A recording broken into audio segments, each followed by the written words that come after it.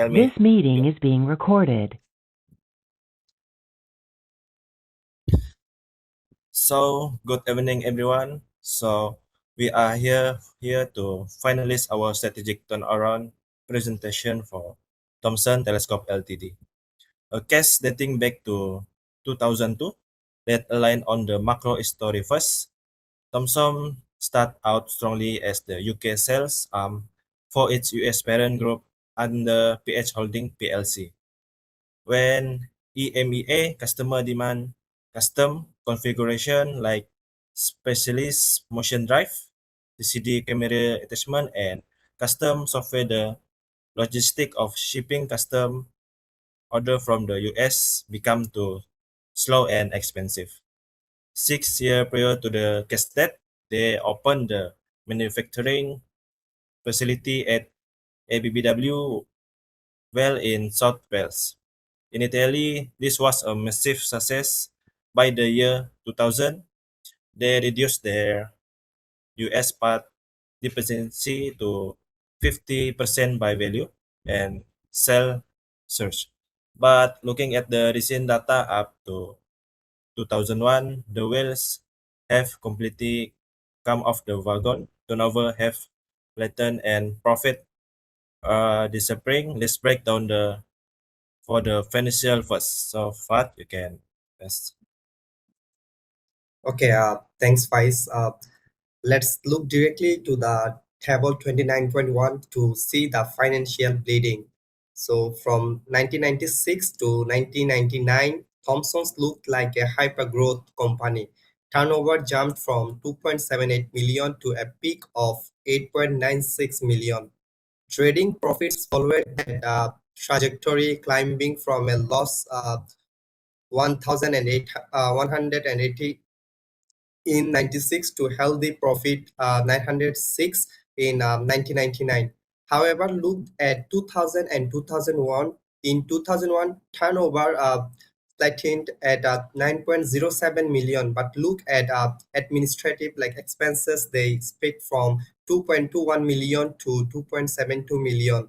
Consequently, our trading profit collapsed from 906 down to just 284. So the parent group, Murray Engineering, requires a return on capital employed target of 50%, and right now Thomson is officially classified as a poor performer. So they are sold for investment capital because they are suffocating their own cash flow. I think Rosiman can continue. Thank you. To understand the cash flow is suffocation, we have to look at the asset structure in table 29.2, the consolidated balance sheet. Look at the stock line. In 1996, stock was 1.19 million pound. By 200 2001, is accumulate to a staggering 2.79 million.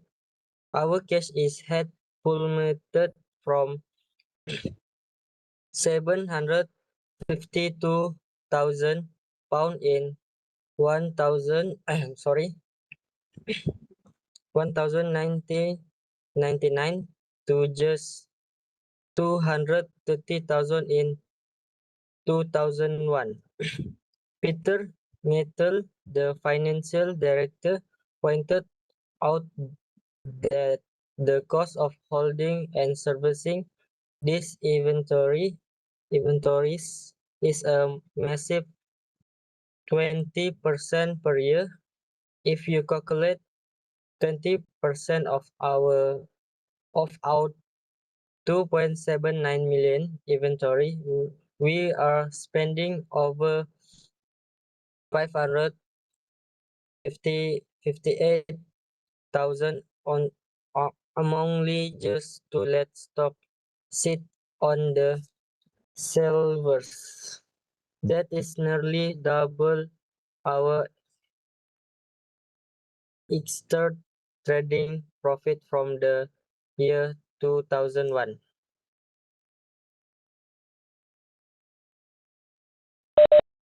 The absolutely irony here is the despite carrying 2.8 million in stock, we are facing um, an unpredicted customer service crisis.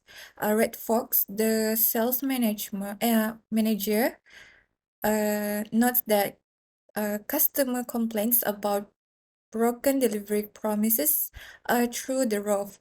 It's a complete operational products. We have too much inventory overall, yet we never have the much right inventory to fulfill orders on time. Our sales force is losing precious selling time because they are stuck chasing order across the shop floor and literally hand delivering urgent telescopes in their own cars. We hold 18% of the EMEA market, but the market leader hold 35%.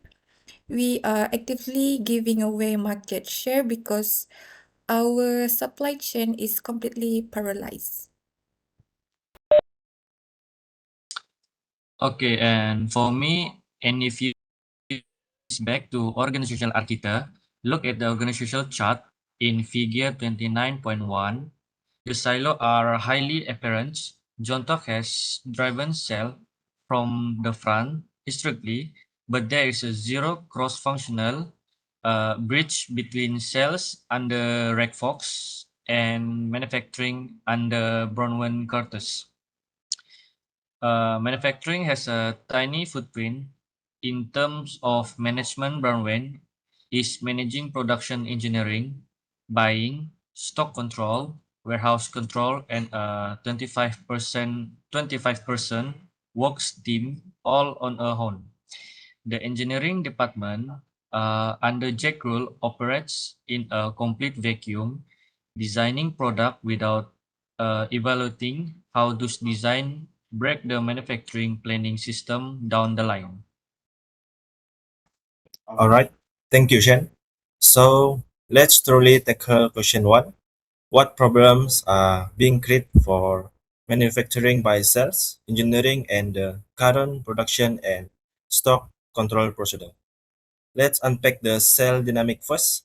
Why exactly is Rex Fox department creating operational friction for Brown factory? So, Sedatul, you can go first.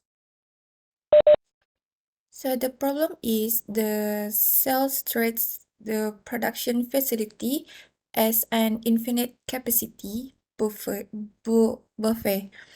They publish a sales catalog describing some 200 types of standard telescopes across uh, 8 sizes and 2 finishes, and blanket can guarantee a 2 week delivery time for all of them. There is zero regard for whether the component part are physically in Gwen Softwell or sitting in the container across the Atlantic. Furthermore, 30% of our revenue now comes from custom made to order contracts, which are growing at 10% to 15% per every year. Stops this short date custom order onto the factory floor with no warning.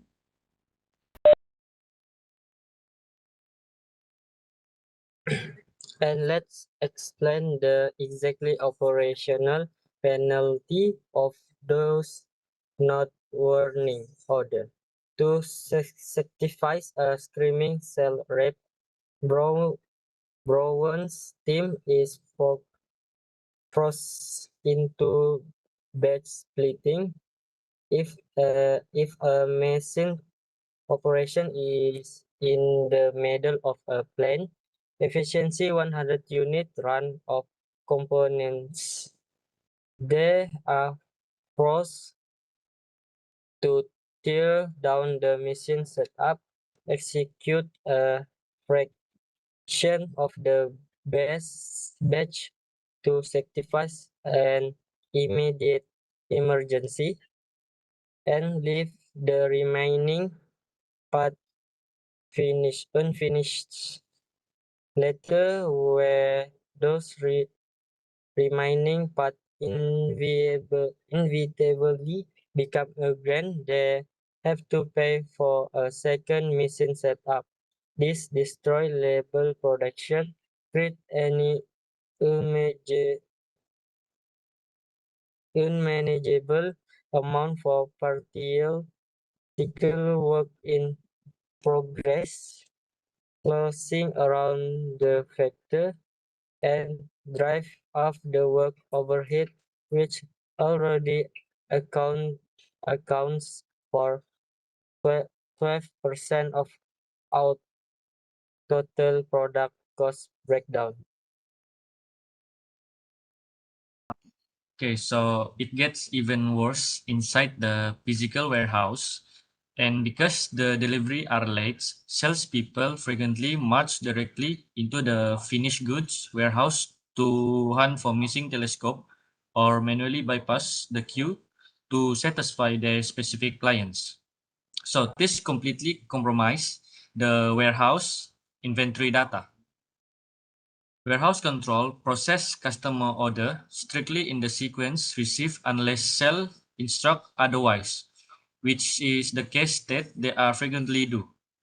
This constant shuffling of priorities makes systematic production scheduling absolutely impossible. Okay, guys, let's slide over to engineering. Jack rules that goal in Noble. He wants to import less than 20% of part from the US affiliate within 2 years. But how is design methodology hurting round one manufacturing operation? Okay, so Jack engineers are designing in complete isolation when building standard product or processing made to order contracts. The designers select parts straight of various supplier commercial catalogs. This has created an absolute explosion of standardized parts. We are currently maintaining 2,500 active components in our store systems. There is almost zero component commonality across our telescope range.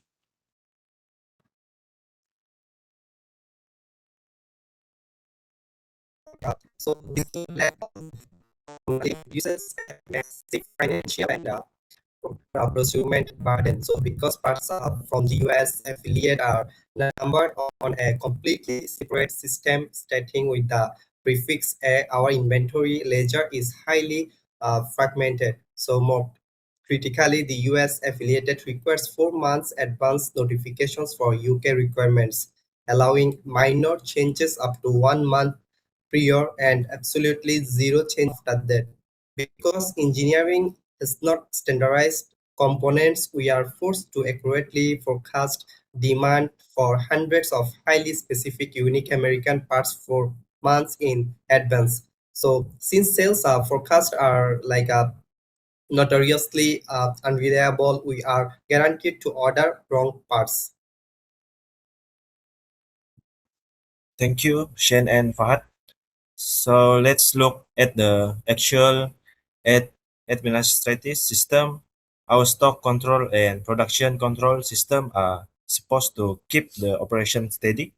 Why are the failing so spectacularly? Let's talk about data accuracy and reference the appendix.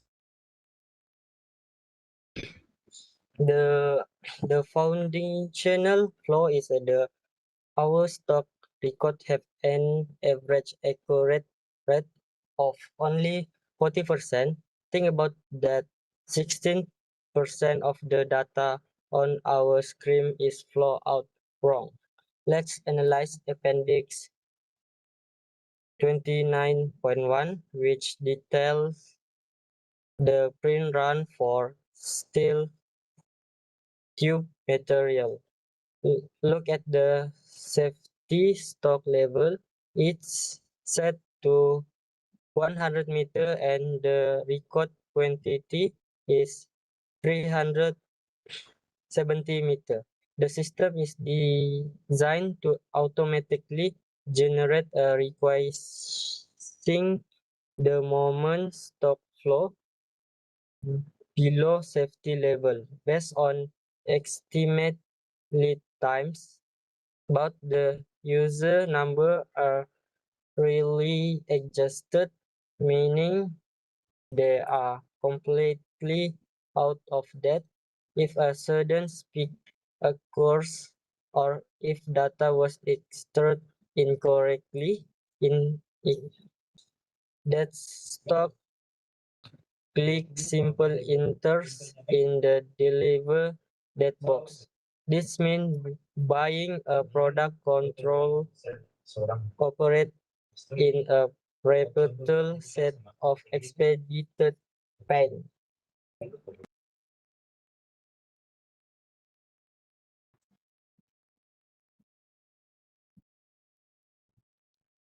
Let's do forensic analysis of Appendix 29.2, which exposes the inventory crisis. Look at the server imbalances across these 35 representative parts. Look at part A018. It's an American source part with an annual usage of just 10 units. Yet we are holding a physical stock of 59 units valued at 1764. So we have nearly 6 years of inventory sitting uh, idly on our shelves for an item we barely use. Look at part B020. Annual usage 4 units, but physical stock is 43 units. That's over 10 years of supply. Conversely, look at critical parts J017 annual usage is 180, A019 annual usage 51, A037 annual usage 102, and A038 annual usage 68. So their physical stock is exactly NIL nil. So this is why we have 2.8 million tied up in stock while customers are screaming about the late deliveries. We are drowning like these like components we don't need and completely starved of the components required to assemble the actual telescopes out the door.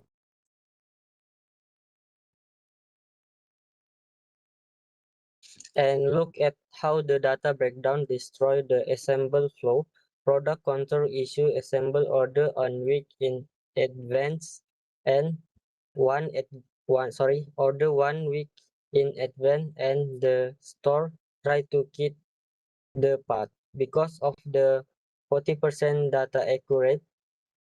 These kits almost always have major shortage. The assemble supervisor is evaluate a localization labor production figure. Each a kit has shortage. The supervisor will spill reject it so the worker don't sit idle. they will they will then pull forward an externally different batch of telescope for a future week to maintain the efficiency score. The completely straight the master production schedule, scrambling procurement priority and forcing the warehouse controller to guess what will actually exist the factor flow.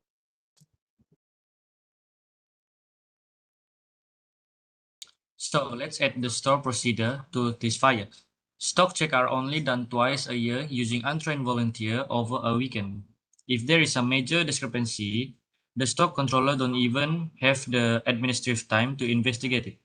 Component parts are routinely bypassing the store when rush, slip of paper are losing during batch splits, and material requisition can be authorized by practically anyone supervisor, production control, stock clerks, or service engineer.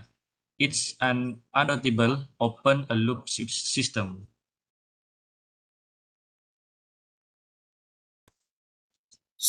We have perfectly diagnosed the disease. Now let's map out the cure for question 2. How does Thompson plan to overcome this systematic problem, bring down inventory, stabilize lead times, and achieve that mandatory 15% rush target? Let's outline a constraint for tier action plan, commercial operational, tactical inventory, and structural design. So the turnaround must begin by rewriting the commercial agreement between sales and operation. We must implement a formula sales and operation plan process. The sale can no longer unilaterally promise a 2-week lead time on all 200 catalog models. We must segment our product offering using a available to promise log. First, for the top 20% high volume standard telescopes, we can maintain a strict, tightly controlled finished goods safety buffer to support a 2 weeks promise. And then the second one, for the lower volume standard models and the rapidly growing 30% made to order custom segment, delivery dates must be dynamically cut based on actual raw component availability and current capacity on the shop floor. Furthermore, sales must be explicitly logged out of the physical warehouse. All inventory allocations must be handled digitally by the warehouse control system based on chronological order sequences.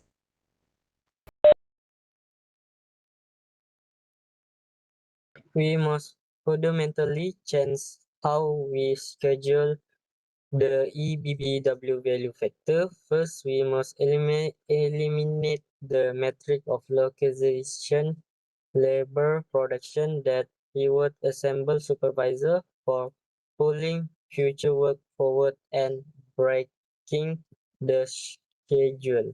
Supervisor must be evaluate a schedule adherence. We need to establish a frozen product window of at least 2 weeks. Once an assemble order is committed, it cannot be altered, and no sales rep can insert an emergency job to stop the blending course by batch splitting. Component machining run must be optimized based on calculation economy. Run late rate the reactive panic. If a urgent path is required, it must follow a explicit recorded engineering protocol, and the supervisor must report the bypass direct to the stock control system. Okay, for the part of action item 3, they have like inventory control reforms like ABC analysis and cycle counting. For finance, from a cash flow perspective, we need to immediately correct the inventory imbalances shown in Appendix 29.2. We will execute classic ABC inventory classifications based on annual expenditure. For the Class A items, high value parts like E035, which represent 5,854 in value, will be managed by a strict continuous review systems with low safety stock levels and frequent small batch ordering. For Class C items, low value, high usage hardware like B025 or F036 will completely bypass the electronic ordering panic and move to a highly reliable physical 2-bin Kanban system. So this will instantly eliminate a massive chunk of the 300 manual daily entries that are currently clogging our stock clerk's time.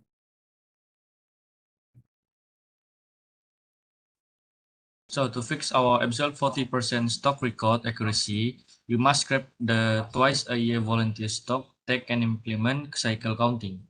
We will assign a dedicated storekeeper to physically count a specific selection of part every single morning, comparing the physical counts against the digital ledger. Discrepancy must be investigated on the spot to identify why slips of paper are being lost or why material requisitions are unauthorized. Speaking of authorization, we must strictly limit who can sign off on component issue. Only production control should have an programmatic rights to clear the inventory release. So action 4, the strategic design standardization. Long-term, the ultimate solution sit with Jack Rule engineering teams. Engineering must launch a component rationalization program to compress our 2,500 active part downs to a modular framework. We must design our telescope using standard modular platform. Whether a customer wants a standard model or a highly custom-made to order telescope, the internal structural housing, tubes, and primary mounting component should be completely identical. By shifting custom feature to the final assembly stage, a strategy known as delayed differentiation, we can easily accommodate the 4 months ordering lead time required by our US affiliate. We can confidently forecast a small pool of highly standardization prefix components, completely eliminating the risk of holding 10 years of dead stock while starving the factory of critical parts. Let's tie this entire presentation together. If John Took presents this comprehensive, cross-functional operational blueprint to the Marine Engineering Executive Board, what are the definitive outcomes we can promise?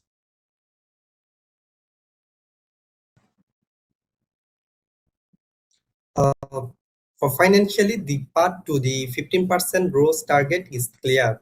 By implementing ABC analysis, cycle counting, and modular engineering, we can safely target a 40% reductions in our overall inventory levels. So this will instantly slash our 2.79 million stock holding down to roughly 1.6 million immediately, fearing freeing is over like 1.1 million in liquid cash flow and eliminating more than 220 in annual inventory holding cost. So our administrative expenses will contract as panic freight and manual spediting disappear, driving trading profits right back to our historic highs.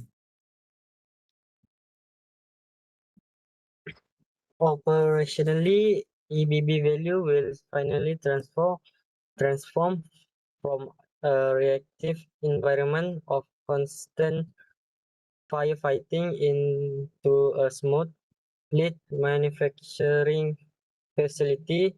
Mission operation will not longer suffer through endless bed splitting, and assembly line will preserve complete accurate kit with zero shortage.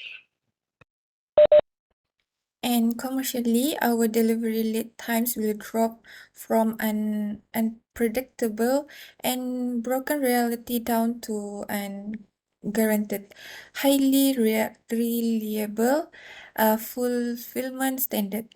Red Fox sales force can step away from the factory floor, stop delivering parts in their own cars, and focus 100% of their energy on capturing market share from our primary competitor. Good job, everyone. We have bridged the gap between sales, finance, engineering, and operation. Let's compile this visual metrics and data slide into our final consulting brief for the Thomson Telescope executive team. Thank you for your rigorous analysis and goodbye.